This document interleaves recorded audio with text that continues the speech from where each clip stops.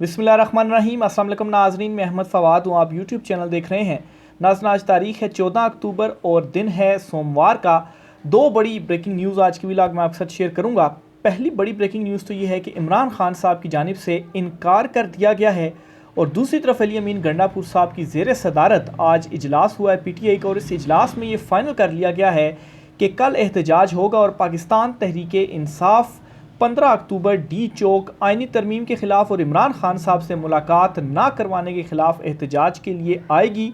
और हुकूमत जो है वो बज़ाहिर इस वक्त तसादुम चाहती है, क्योंकि आप देखें कि इस एहतजाज को बड़ी आसानी से मौखर किया जा सकता था अगर वो पाकिस्तान तहरीक इंसाफ के रहनुमाओं की इमरान खान साहब से मुलाकात करवा दें, लेकिन ऐसा नहीं किया गया। हुकूमत चाहती क्या है, इस पर कुछ तफसीलात आपके साथ शेयर करूँगा। और दूसरी बड़ी इंपॉर्टेंट ख़बर नाज़रीन ये है कि आइनी मुसवदे के ऊपर कुछ लो और कुछ दो की डील पर मौलाना फजल रहमान जो हैं इनसे मामलात आलमोस्ट तय पा गए हैं। मैंने कल के व्लॉग में आपसे ये ख़बर शेयर की थी। जो नाज़रीन मुझे रेगुलर सुनते हैं, मैंने उनसे ये कहा था कि ये जो आइनी अदालत और दूसरा कादी साहब की एक्सटेंशन, ये दोनों चीज़ें मुसवदे में शामिल की गई। और तीसरी चीज़ ये शामिल की गई कि टॉप 3 सीनियर जजेस में से किसी एक को चीफ लगाना है। तो ये 3 चीज़ें शामिल इसलिए की गई क्योंकि हुकूमत को मालूम था कि 2 पर आइनी अदालत और काजी साहब की एक्सटेंशन पर तो मौलाना साहब नहीं मानेंगे, तो हम इन दोनों चीज़ों से वापस हो जाएंगे और मौलाना से कहेंगे कि चलें अब इन दोनों चीज़ों से हम वापस हो गए हैं, तो अब आप भी हमारी एक जो बात है वो माने। और जो हुकूमत का असल मकसद था, मकसद आइनी अदालत या काजी साहब की एक्सटेंशन नहीं थी, मकसद ये था कि जो हमारी हुकूमत है, जो फॉर्म 45-47 वाला मामला है वो ओपन ना हो। इसीलिए काजी साहब की एक्सटेंशन या आइनी अदालतें या जस्टिस अमीनुद्दीन खान साहब को लेकर आना, मकसद ये था। तो ये मकसद बज़ाहिर हासिल करने जा रही है हुकूमत। इस पर भी कुछ एक्सक्लूसिव डिटेल्स हैं, वो भी आज की व्लॉग में आपके साथ शेयर करूँगा। सबसे पहले तो जी, जो अली अमीन गंडापुर साहब ने मीटिंग कॉल की थी पाकिस्तान तहरीक इंसाफ की जो सारी मरकज़ी क़यादत है, और इस मीटिंग में ये फ़ैसला किया जाना था कि क्या 15 अक्टूबर का जो एहतजाज है वो किया जाना चाहिए या नहीं किया जाना चाहिए। तो इस पर जो हतमी फ़ैसला हुआ है वो ये है कि पाकिस्तान तहरीक इंसाफ एहतजाज करेगी। इस इजलास के अंदर मुखालफत काफ़ी आई है कि एहतजाज ना किया जाए, लेकिन चूँकि एक शर्त रखी गई थी कि इमरान खान साहब से मुलाकात अगर करवा दी जाती है अडयाला जेल में बैरिस्टर गौहर की या हामिद रज़ा साहब की, तो इस पर जो एहतजाज है हमारा वो हम मुखर कर सकते हैं। और इमरान खान साहब की जो हिदायत हैं वो जब सामने आएंगी तो वो भी हम जब पब्लिक के साथ शेयर करेंगे, तो जो इस वक्त PTI के अंदर एक सूरत हाल है इमरान खान साहब की सेहत को लेकर, तो ये बातें भी क्लियर हो जाएंगी। लेकिन यहाँ पर फिर बीच में एक मसला यह था कि आखिर बैरिस्टर गौहर की जो वज़ारत दाखिला की जानिब से वज़ारत दाखिला को लेटर लिखा गया मुलाकात का, और वज़ारत दाखिला जो है वो ये गौर कर रही थी कि बैरिस्टर गौहर साहब की जो मुलाकात है वो करवा दी जाए, लेकिन पाकिस्तान तहरीक इंसाफ जो है उन्हें बैरिस्टर गौहर के ऊपर अब उस तरह से भी एतमाद नहीं रहा और वो चाह रहे थे कि किसी और की जो मुलाकात है वो भी हो जाए। लेकिन खैर ये इजाज़त दी ही नहीं गई। पहले तो इजाज़त दी जाती तो फिर उसके बाद देखा जाता ना कि मुलाकात किसकी होनी है। तो बज़ाहिर हुकूमत इस वक्त तसादुम ही चाह रही है। क्या फ़र्क पड़ता है कि अगर आप 10 मिनट की इमरान खान साहब से मुलाकात करवा दें किसी रहनुमा की, इमरान खान साहब की सेहत के हवाले से चीज़ें क्लियर हो जाएंगी, एहतजाज के हवाले से चीज़ें क्लियर हो जाएंगी। और अगर एहतजाज मौखर होता है इमरान खान साहब के कहने पर, तो जो है वो बग़ैर किसी तोड़ फोड़ के या बग़ैर चीज़ों को सख्ती से निपटने के मामला जो है वो हल हो जाते। लेकिन हुकूमत ये करने को तैयार नहीं है। और फिर इमरान खान साहब की मुलाकात आखिर कराई क्यों नहीं जा रही? इमरान खान साहब की बहन ने ही इमरान खान साहब से मिलना था ना, तो कुलभूषण यादव की अगर मुलाकात करवाई जा सकती है उसकी फैमिली से, जो कि एक टेररिस्ट है। और इमरान खान साहब के ऊपर तो केसेस भी प्रूव नहीं हुए, बल्कि इमरान खान साहब तो इस वक्त इमरान खान साहब की जेल में जो एक कानूनी हैसियत है उसमें तो इमरान खान साहब ज़मानत दायर करके ज़मानत पर रिहाई इमरान खान साहब को मिल सकती है, लेकिन ज़ाहिर सी बात है ज़बरदस्ती रखा हुआ है इमरान खान साहब को। तो बहरहाल जी, हुकूमत तो इससे यही लग रहा है कि तसादुम चाहती है और एक मरतबा फिर से करोड़ों रुपए खर्च करके पूरे इस्लामाबाद रावलपिंडी को कंटेनर सिटी बनाना चाहती है, और उसके बाद मुलाकात तो इमरान खान साहब से इनको करवानी ही करवानी पड़ेगी। बहरहाल जी, जो पाकिस्तान तहरीक इंसाफ का ये इजलास हुआ है, इस इजलास में किस किस ने मुखालफत की, कौन कौन क्या कहता रहा, क़यादत बैरिस्टर गौहर ने क्या क्या, गंडापुर साहब ने क्या कहा एहतजाज के हवाले से, ये अंदरूनी कहानी मैं आपके सामने रखता हूँ जी। ज़राए से ये ख़बर सामने आई है कि पाकिस्तान तहरीक इंसाफ की मरकज़ी क़यादत जो है वो एहतजाज के हक़ में नहीं है। असद कैसर साहब से मौलाना फजल रहमान ने एहतजाज मुलतवी करने का कहा था। ये कल जो मौलाना फजल रहमान और असद कैसर की मुलाकात हुई थी, उस मुलाकात में ये कहा गया। फिर इसी तरह से जी अपोजिशन इत्तेहाद के सरबराह महमूद अचकज़ई SCO समिट के दौरान एहतजाज के हक़ में नहीं है। बहाना ये डाला जा रहा है जी कि SCO समिट है इसलिए एहतजाज ना किया जाए, लेकिन जो है वो जो पंजाब कॉलेज के तलबा एहतजाज कर रहे हैं, तो वो आपका जो एक मकसद है जी कि SCO इजलास चल रहा है, क्या हमारी इमेज जाएगी। तो ये जो तलबा के साथ आज आपने किया है, यानी कि एक तो तलबा के साथ जो पंजाब यूनिवर्सिटी की तालिब इल्म थी उसके साथ ज़्यादती की गई, और उसके बाद जो उसके फ़ेलो हैं स्टूडेंट्स हैं, फ़ेलो कोलीग्स हैं, जब वो एहतजाज कर रहे हैं इंसाफ के लिए, तो उन्हीं को ही उल्टा मारा जा रहा है। तो ये भी तो सारी चीज़ें इंटरनेशनल मीडिया के अंदर रिपोर्ट हो रही हैं, तो फिर कहाँ गया आपका SCO इजलास। बहरहाल जी लियाकत बलोच ने PTI की आदत को 15 अक्टूबर एहतजाज ना करने की दरख्वास्त की। असद कैसर, बैरिस्टर गौहर, अली अमीन गंडापुर एहतजाज के हक़ में नहीं है। हामिद खान, सलमान अकरम राजा भी SCO समिट के दौरान एहतजाज के हक़ में नहीं है। पंजाब की क़यादत हमाद अजहर और शेख वकास अकरम ने एहतजाज के हक़ में जो बयानात हैं जी वो जारी किए हैं, जबकि शहबाज गिल और कासिम सूरी जो हैं इन्होंने भी एहतजाज की हमायत की है। सलमान अकरम राजा साहब कल तक ये कह रहे थे कि एहतजाज होना चाहिए, लेकिन आज ज़रा ये बताते हैं कि वो कह रहे हैं जी कि SCO समिट के दौरान नहीं होना चाहिए। यानी कि सिर्फ PTI की जो क़यादत है जिसमें हमाद अजहर साहब हैं, शेख वकास अकरम हैं, इन्होंने हिमायत की और कहा जी कि एहतजाज होना चाहिए।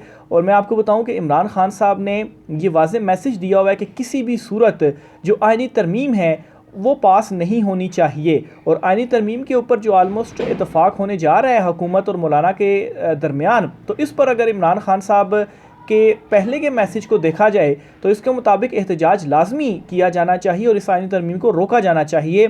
तहरीक तहफ़्ज़ुज़ आईन पाकिस्तान इत्तेहाद में शामिल जमातें भी एहतजाज के हक़ में नहीं हैं। अपोजिशन की जमातों ने PTI की आदत को ये जो पैगाम है वो भिजवा दिया है।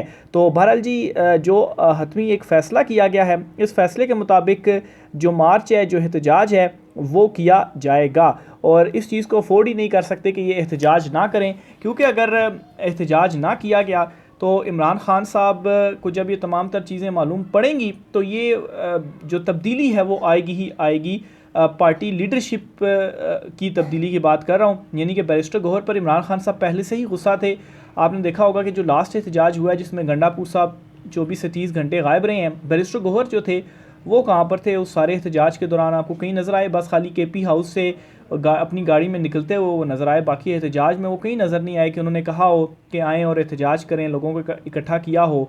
तो इस पर इमरान खान साहब पहले भी उनके ऊपर गुस्सा थे, लेकिन लीडरशिप को तब्दील इसलिए नहीं किया जा रहा इमरान खान साहब की जानिब से कि ये सही मौका नहीं है कि अचानक से हटा दिया जाए। लेकिन बज़ाहिर यही लग रहा है कि बहुत सारी पाकिस्तान तहरीक इंसाफ की जो अभी की क़यादत है वो भी प्रेशर ले चुकी है, दबाव ले चुकी है, और एक हद से आगे जाने के लिए तैयार नहीं है। और जहाँ तक इमरान खान साहब से मुलाकात की बात है, तो बाखबर हलकों की जानिब से जो दावा सामने आया कि इमरान खान साहब से मुलाकात PTI की क़यादत की नहीं बल्कि कुछ और हलकों की जानिब से की गई और इमरान खान साहब के सामने डील रखी गई, लेकिन इमरान खान साहब ने इस डील से भी इनकार कर दिया, और ख़ास तौर पर एहतजाज मौखर करने से भी इमरान खान साहब ने जो है वो इनकार कर दिया। क्योंकि अगर इमरान खान साहब एहतजाज मौखर करने के ऊपर राज़ी हो जाते तो इस पर फिर बैरिस्टर गौहर वगैरह या दीगर की मुलाकात करवाई जाती, ताकि वो बाहर आकर अनाउंस कर देते कि ठीक है इमरान खान साहब ने एहतजाज मौखर करने का कह दिया है। लेकिन अब यहाँ पर सवाल यह है कि आखिर इमरान खान साहब एहतजाज मौखर क्यों नहीं करना चाहते। इसकी भी रीज़न आपको बताता हूँ, और इसकी रीज़न है आइनी तरमीम। और आइनी तरमीम में अब ये किया जा रहा है जी कि पहले तो शोर मचाया गया काजी साहब की एक्सटेंशन, और दूसरा आइनी अदालत, और फिर इसके बाद तीसरा जी टॉप 5 जजेस में से किसी एक को चीफ जस्टिस लगाना। और ये मैंने आपके साथ कल तफसीलात शेयर की थी कल के व्लॉग में कि ये तीनों चीज़ें रख कर देखें। जब भी आप किसी के साथ कोई डील करते हैं, टेबल के ऊपर जब बातें रखते हैं और जो है वो अपनी चीज़ें मनवाने की कोशिश करते हैं, तो आप हमेशा एक 2 स्टेप्स आगे बढ़कर जो है वो चीज़ें सामने रखते हैं, क्योंकि ये चीज़ मालूम होती है कि हमें अपनी जो चीज़ें हमने सामने रखी हुई हैं इससे हमें लाजमी पीछे हटना ज़रूर पड़ेगा, क्योंकि दूसरे की भी तो फिर बातें माननी है। तो ये सारी चीज़ें इसलिए रखी गई कि इसके ऊपर रिएक्शन आएगा, मौलाना साहब से कहा जाएगा मौलाना कि देखें जी आपने हमें रिएक्शन दिया और हम इन चीज़ों से पीछे हट गए हैं, तो अब ऐसा करें कि कम से कम किसी एक चीज़ के ऊपर तो आप मान लें, कुछ लो कुछ दो की बुनियाद के ऊपर आप चलें। और अब ये ख़बर सामने आ रही है जी कि जस्टिस याह्या अफरीदी जो हैं इन्हें चीफ़ जस्टिस बनाने की तैयारी है। जस्टिस मंसूर और जस्टिस मुनीब अख्तर साहब को पत्ता साफ़ करना है हुकूमत ने। और अब ये नई बात सामने आ गई कि 3 जजेस के नाम दिए जाएंगे सीनियर, और इनमें से किसी एक को चीफ़ जस्टिस तैनात किया जाएगा। अब जस्टिस याह्या अफरीदी के ऊपर क्यों जो हुकूमत है वो ट्रस्ट कर रही है, और ये सारी आइनी तरमीम का जो खेल खेला गया इसका मकसद क्या था, मकसद आपको समझाता हूँ। फिर जस्टिस याह्या अफरीदी का जो नाम सामने आया और ये जो खेल खेला गया आइनी अदालत का, इस साहब की एक्सटेंशन और टॉप 5 जजों में से किसी एक जज को चुनना और जस्टिस मोइनुद्दीन खान साहब का नाम सामने आया, ये खेल असल में क्या था। देखें, हुकूमत का मकसद ये था कि चीफ़ जस्टिस काजी फ़ैसल साहब जो कि बज़ाहिर इस निज़ाम की गारंटी हैं, वो अगर कंटिन्यू करते हैं तो ये निज़ाम ऐसे ही चलता रहेगा, खान साहब जेल में ही रहेंगे, हमारी फॉर्म 45 फॉर्म 47 की जो चुनतखब हुकूमत है ये ऐसे ही चलती रहेगी। अब जो अवामी लेवल के ऊपर दबाव बढ़ता जा रहा है वो भी एक अलहदा मैटर है, लेकिन ज़ाहिर सी बात है उन चीज़ों को ये अपने ताकत से उसको दबा रहे हैं। लेकिन जब अदालतें खड़ी हो जाएँ और वहाँ से फ़ैसले आने लग पड़े तो फिर उन चीज़ों को काउंटर करना ऑलमोस्ट नामुमकिन हो जाता है। तो इन चीज़ों के ऊपर काफ़ी ज़्यादा शोर मचाया गया।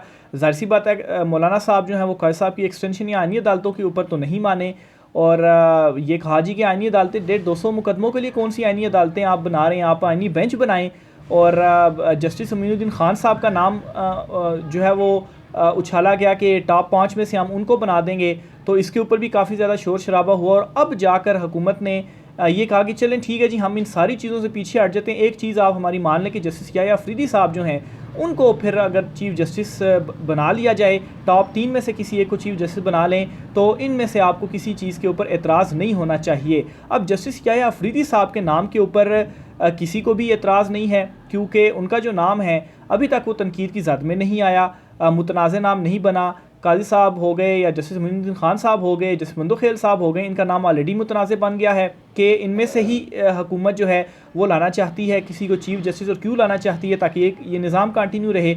लेकिन जस्टिस याह्या अफरीदी साहब जो हैं इनके नाम को मुतनाज़ नहीं होने दिया गया। अब इनके ऊपर कोई एतराज़ करे तो करे क्या एतराज़, मौलाना साहब क्या एतराज़ करेंगे या पाकिस्तान तहरीक इंसाफ क्या एतराज़ करेगी। अब मैं ये समझता हूँ कि इनके नाम को जानबूझकर जो है वो साइड पर रखा गया और मुतनाज़े नहीं होने दिया गया। असल में मुझे ऐसा महसूस होता है कि जस्टिस याह्या अफरीदी साहब अगर चीफ़ जस्टिस बनते हैं तो ज़्यादा कुछ जिस तरीके से अगर जस्टिस मंसूर अली शाह साहब बनते और आईन कानून के मुताबिक जब फॉर्म 47-45 वाले मैटर्स चलते और आईन कानून के मुताबिक चीज़ें चलती, तो हुकूमत को मुश्किलात क्या बल्कि हुकूमत तो फारिग होने जा रही थी, ख्वाजा आसिफ साहब ने कहा। तो अगर मंसूर अली शाह साहब के होते हुए हुकूमत फारिग हो रही है तो जस्टिस याह्या अफरीदी साहब को बनाते हैं और हुकूमत फारिग नहीं होती, इसका मतलब ये है कि कुछ ना कुछ जो है वो फिर हुकूमत ने गेन कर लिया है। अब जस्टिस याह्या अफरीदी जो हैं, शक जो है पहला मेरा वो उस टाइम पर गया कि जब जस्टिस याह्या अफरीदी साहब शामिल नहीं हुए, जो ऑर्डिनेंस के तहत नई जजिस कमेटी बनाई गई, इस कमेटी में जस्टिस मोइनुद्दीन खान साहब को शामिल किया गया, जस्टिस याह्या अफरीदी साहब को शामिल नहीं किया गया। और चीफ साहब ने ये लेटर लिखा जी कि जस्टिस याह्या अफरीदी साहब ने इनकार किया, इसलिए हमने उनको शामिल नहीं किया। और दूसरी तरफ से खबर ये आई जी कि फॉर्मली तो जस्टिस याह्या अफरीदी साहब को कहा ही नहीं गया कि आप आएँ और कमेटी में शामिल हों, तो फिर उनका जो इनकार है उसको कैसे माना जा सकता है और आखिर क्यों जस्टिस याह्या अफरीदी जो है इस सारे मामले के ऊपर खामोश रहे हैं। अब इसमें से ये समझ आता है कि अगर जस्टिस याह्या अफरीदी कमेटी में होते और कमेटी यही फैसले करती जो मोइनुद्दीन खान साहब और काजी साहब कर रहे हैं, तो जस्टिस याह्या अफरीदी साहब का भी जो नाम है वो मुतनाज़े हो जाता। और यूं जो है वो जिस तरह से जस्टिस मोइनुद्दीन खान या जस्टिस मंदोखेल वाले नाम सामने लेकर आई हुकूमत और अपने पत्ते शो किए और आइनी तरमीम का पत्ता जो है वो शो किया और उनको नाकामी का सामना करना पड़ा, तो ये जो नाम था इसको मुतनाज़े नहीं होने देना था।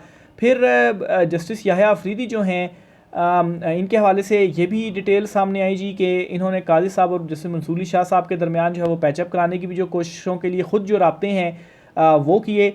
बहाबर हल्कों की जानिब से ये जो खबरें थी वो सामने आई। तो ये सारी वो चीज़ें हैं जिसकी बुनियाद पर मैं कह रहा हूँ कि अगर जस्टिस याह्या अफरीदी साहब का हुकूमत नाम देती है तो फिर इसका मतलब ये है कि उन्हें जिस तरह से जस्टिस मंसूर अली शाह साहब पर एतबार नहीं था, तो इसका मतलब है जस्टिस याह्या अफरीदी साहब के नाम के ऊपर उनको एतमाद है और कहीं ना कहीं शायद कुछ हो की है कि बस ठीक है, ये चीज़ें इसी तरीके से चलती रहेंगी। तो ये एक बड़ी गेम डाली जा रही है आईनी तरमीम के लिए, और इसी वजह से इमरान खान साहब ने इस डील